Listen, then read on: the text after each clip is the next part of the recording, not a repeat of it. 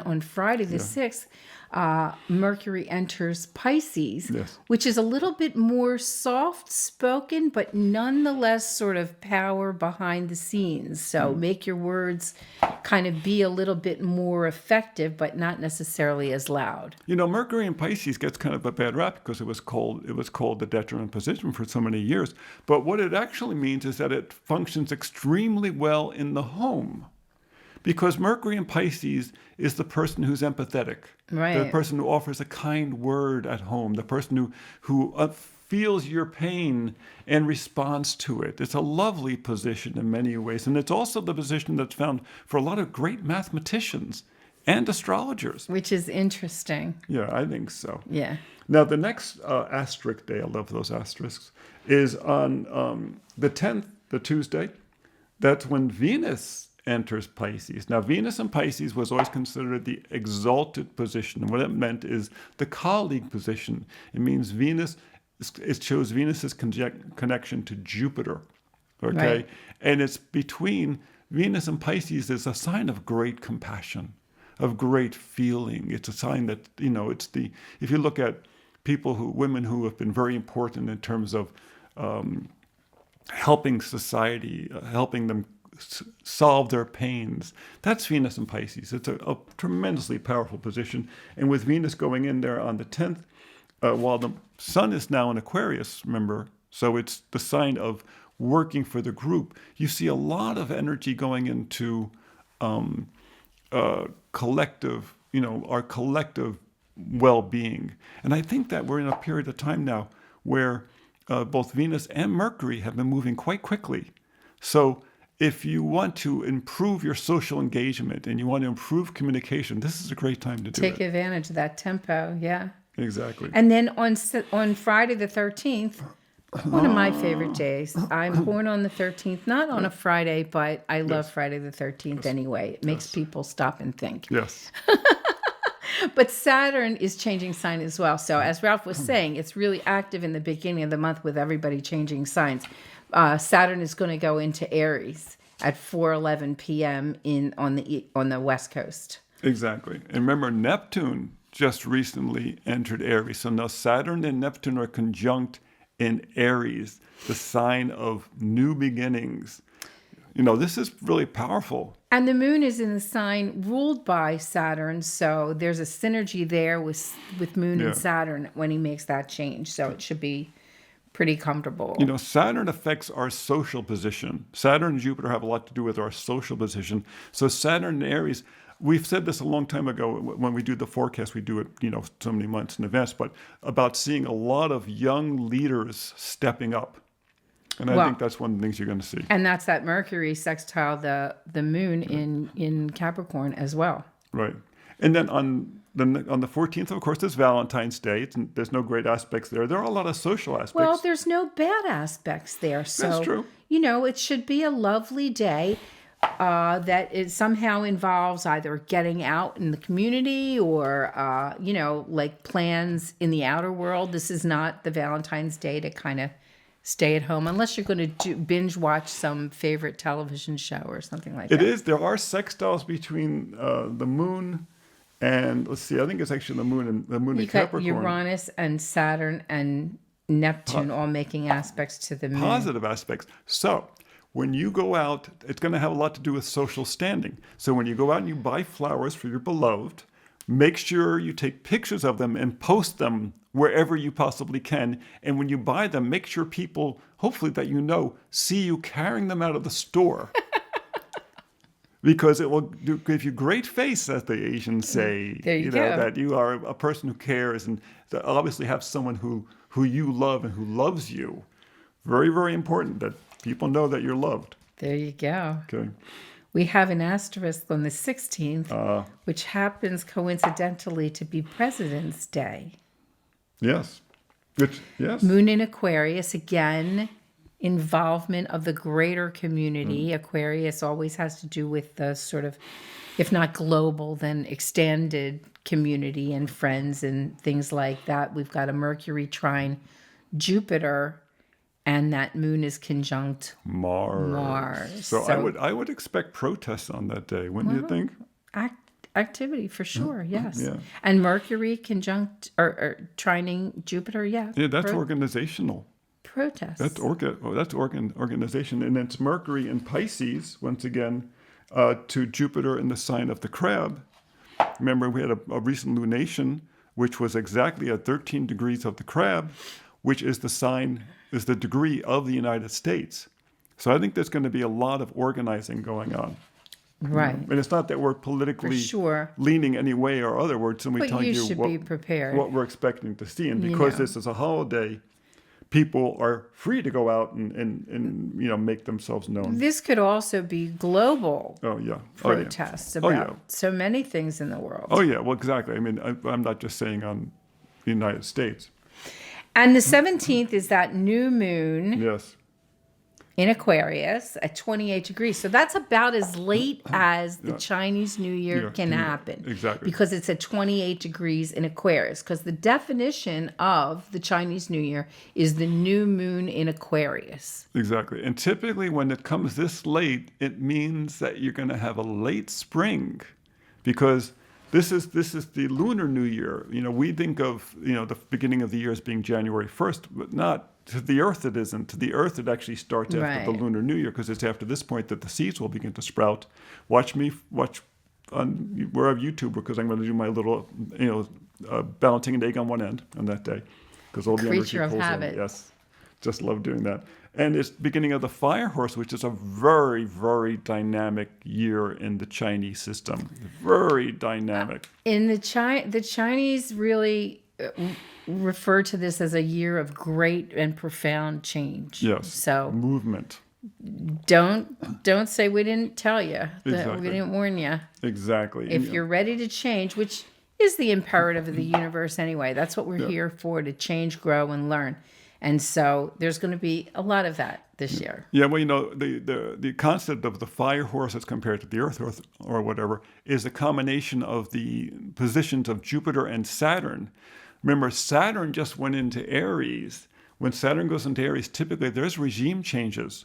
This is it's every 28 years, there's a lot of regime changes. And we've already seen, shifting here and there in different places. Iran is having their major protests right now. Maduro was removed from Venezuela. I mean, there's a lot of shifting that's going on right now. So expect it to be a year of a lot of movement. The horse was always considered a creature of the earth. There's 4 hooves, but it's about movement. So the earth moving. And maybe a lot of people will be changing their location this year, moving homes. We've already been seeing that, not just moving homes, moving countries. Yes, true. Yeah, That's a lot true. of that is going on. Now I'm going to read you the section from the new moon on the Chinese New Year, because I really don't remember what we wrote. Well, Or we've what you written wrote. it in multiple ways exactly. for different things. So Exactly. go ahead, give a good reading. Okay, the new moon at 28 degrees Aquarius is an annular solar eclipse and the Chinese Lunar New Year, starting the year of the Fire Horse. Having an eclipse at this seed point in the year signals the beginning of a new era. Ooh. Oh my. That's what I said. The Sun-Moon conjunction is accompanied by Mars and Vesta, a supercharged combination that speaks to activism for the greater community. Yes, it does. Jupiter is powerfully influential in the sign of the Crab, with Mercury and Venus in compassionate Pisces. Oh my gosh. Promotes feminine ideas expressed in the collective consciousness. Oh my boy. Saturn and Neptune conjunct at 0 Aries, a point of great leverage related to the structure of society, speaks to new beginnings with global implications related to energy and environment. And then we recommend that you watch our annual forecast. We actually, the look ahead is all the way up already up on the web. Did that a little while ago. But boy, that's a powerful. Well, and so you have to understand, Illumination. this was written in the calendar a year ago. Yes. And Well, yeah. so we just spoke about it off the cuff here Yes. for this forecast, and we still believe the same thing. Yeah, exactly. Yeah. Because the planets don't lie. Boy, this is a very powerful one, because you have, especially with the Saturn-Neptune conjunction, people misunderstand Neptune. At the time when Neptune, they gave Pisces. The folks that did this in the 1930s didn't really do research in order to do this. In fact, the guy who named it Neptune, he was an astronomer, and he kind of got to name it, and he called it Neptune, thinking, oh, Poseidon, relate to the sea, but without really knowing anything. See, most the other planets, the names evolved in many different cultures over centuries, over millennia of people observing them. Well, and the indications for the energy of the planet were researched back as they extrapolated when the last time it was there. When you discover a new planet, there's no ephemeris. You can't go back in time. You have to look at what could possibly lay ahead. So they don't have any real finite information when they're assigning these attributes to that planet. And they couldn't even say historically what happened, because at the time when it was discovered, they didn't have enough of the orbit to calculate historically what had happened. They didn't know it was 180 years before that and 180 years before that. They didn't know this. Right. So the astrologers who did this in the 1930s based it on the fact that it had been called Neptune by someone who kind of just came with it out of the air. So they thought, oh, the sea. And then they worked with mythology, primarily looking at mythology, which had no real relationship to this particular body beyond Uranus, and mediums, spiritual mediums. And the spiritual mediums can be a wonderful source of information, but they can only describe those things which they actually know. Like if they don't know it in their own life, they don't have a language in which to relate it to. And Neptune was a complete unknown. New, right. But when we look back now historically and say, well, when was Neptune discovered? What happened the last time it was in this sign, this sign, this sign, this sign, and looked at the different signs it was in, what was happening historically going back, 1,000 or so years. But it's a process. We can actually see that, wait a second, it has a lot to do with energy. It has a lot to do with energy below the surface. We kind of like to call it submolecular energy. In other words, it adds energy below the surface, but a lot of it. When it was discovered, it was actually during the period of time when there were tremendous numbers of inventions related to chemistry. You see, we oftentimes think of, is it related to electricity? No, Uranus was discovered right at the time when in the Western world a tremendous number of inventions were being come up with related to electricity. And remember Ben Franklin. So this is Uranus you're talking Uranus, about. and that was in the 1700s. They then developed batteries.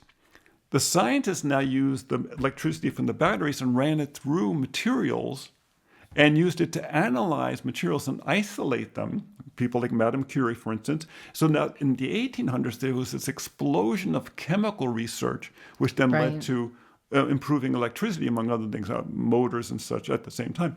But it was chemical work, but it had a lot to do with the development of petroleum and other types of energy like that. Neptune has a lot to do with energy. And it's also interesting that Neptune also has come to mean a lot in the terms of pharmaceuticals the lymphatic system and intuition in that regard, and things that affect your lymphatic system and all that flowing below the surface, not the sea, but the sea in our own body. Right. And the development of the chemical drug industry was developed at that time, and it was funded by Rockefeller because he realized he could take the carbon from the petrochemicals and make all kinds of drugs from it. And it was at that period of time. So that's one of the reasons why Neptune seems to have this relationship to the pharmaceutical firms, to oil, to these things below the surface that are oftentimes hidden because you can't see it without a telescope. You combine this with Saturn in Aries, which is in the opposite sign of Libra. It's called the exalted sign. It's called the false sign. What that means is it's the confidant. This has a lot to do with people's personal sense of structure. So I think we're going to see as Saturn goes through this over the next couple of years, there's going to be a lot of movement towards people being personally disciplined. And it's funny with the Ozempic movement. People are able to lose weight for the first time, people who've been stuck for years. And when they're doing it, they're starting to realize, well, if I stay disciplined in my food and disciplined in my exercise, and I give up these excessive carbohydrates and the sugars, they can maintain it for their personal well-being. I love that it came out of a treatment for diabetes because that's something that has held people back from finding their healthy weight and their healthy, getting their body as healthy as they possibly could. And so if you use it in a way that helps to teach you and inform you, it's really been a benefit for people who have really struggled for a long time. Because, diabetes has been the fastest growing disease for And years. speaking about weight, Yes. let me jump over to the 21st because we already talked about the void, of course, but it's also the beginning of that lovely Taurus moon. In the afternoon, yes. And so when you start with that, well, on the East Coast, it's going to start at like 1 o'clock, like That's noontime. noontime, So, 12:30, time for lunch. And so you've got the 21st, the 22nd, and a good part of the 23rd with the Taurus moon falls over a nice weekend. Lonnie's favorite. Plan your food. Taurus moon is the foodie moon. It is, yes. And, there's a white circle on the 22nd, which is also kind of cosmic. Remember But, that in Pisces- everything is really supported like that. But think about food in a way about how it really supports your body and supports your health. And doesn't mean that you can't enjoy it. But Exactly. And then on the 22nd, you have the white circle, which is a great day to go out for lunch, I think, because it's very social. You have the moon is going to be making a sextile to Jupiter.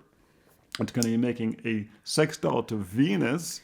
and then Watch out. Venus and Jupiter are trying. Watch how you don't overindulge, right? Venus, right, like I said, Mercury's parallel Saturn. So it's a really lovely, lovely day, wonderful day. If you don't go out with someone who you friends or loved ones and have something to eat or invite people over, you are wasting a wonderful opportunity. See, I don't do sugar, but I do butter. Yes.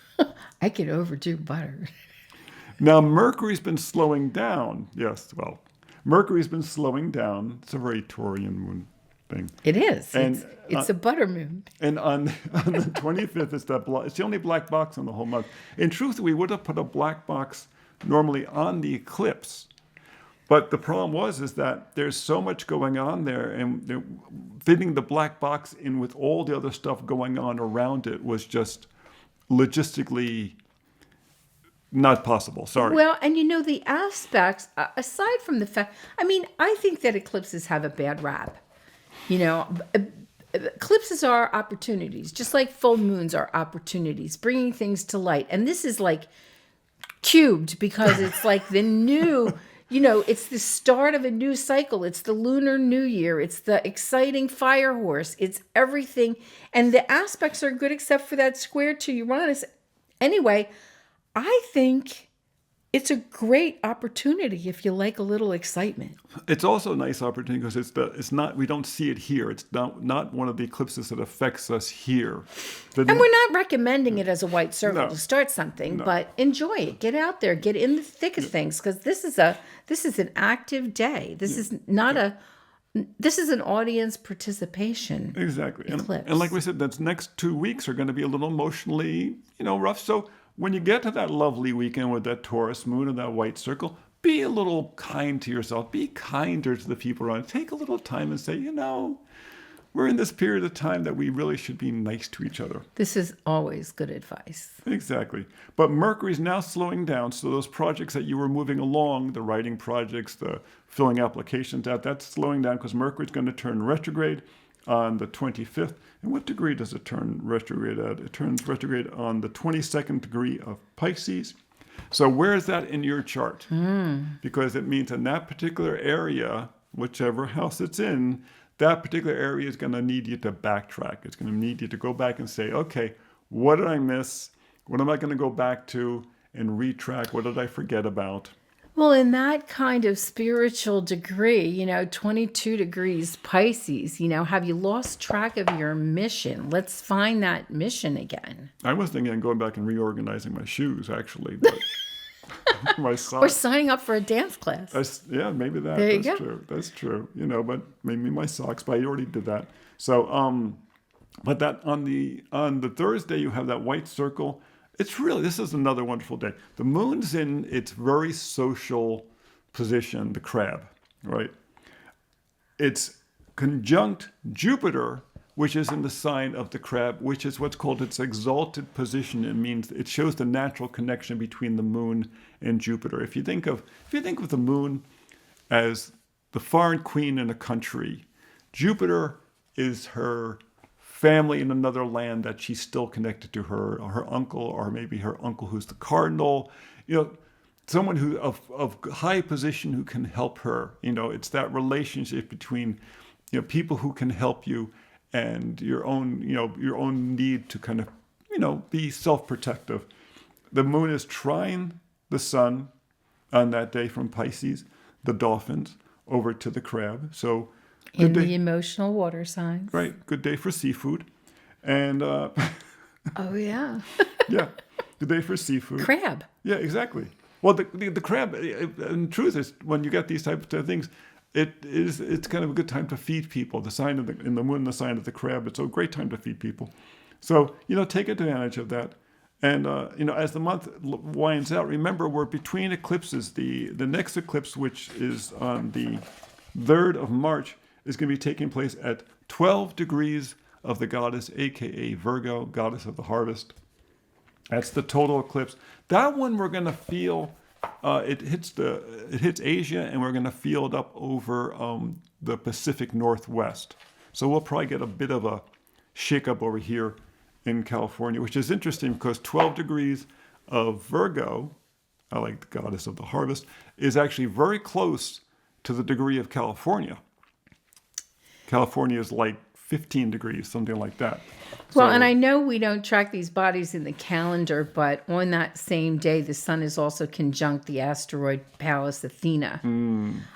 So that Pallas Athena is the advocate for the needy and workers and women, and it's it's a very interesting conjunction there at that full moon. So that's going to be a pivotal full moon again, but we digress. That's March the 3rd. But they should be So warned a something little to in look advance. forward to. Exactly. Like exactly. I said, take advantage. The eclipse times, and this one's taking place between the lion and the goddess. So it has a lot to do with our self-perfection, about our ability to kind of come from our heart and take that energy and put it into practical application. The time of the lion was when the hunters would go out and they'd make sure the hills were safe. So, and the next month the tribe could go into the hills and pick the fruit and make the wine that was going to make everybody happy and healthy. Well, and so as we wind up that month, I just want to make a few little statements here. We changed our format on YouTube. We went from doing the weekly back to the monthly, but we did promise you we would post some other things, and we have been doing that.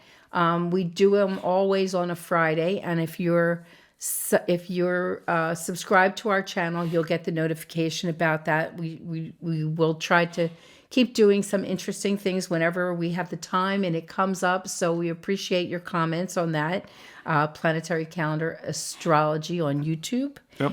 And some of the other things that we're doing are trying to be consolidated so that we can be a little bit more effective as our busy consulting season warms up. And speaking, yes, of course. We have a new talk coming up, which is called Creating the High Energy Home Office You'll Love. We're working on that one right now. In our Feng Shui series. Yes. So if you didn't get your calendar, we still have some left. We won't run out of the pocket or the day planner, but we will run out of the wall sizes. So if you need one, go to planetarycalendar.com. We'll have one waiting for you. Because you want to know what's going to happen. Until next time, be well.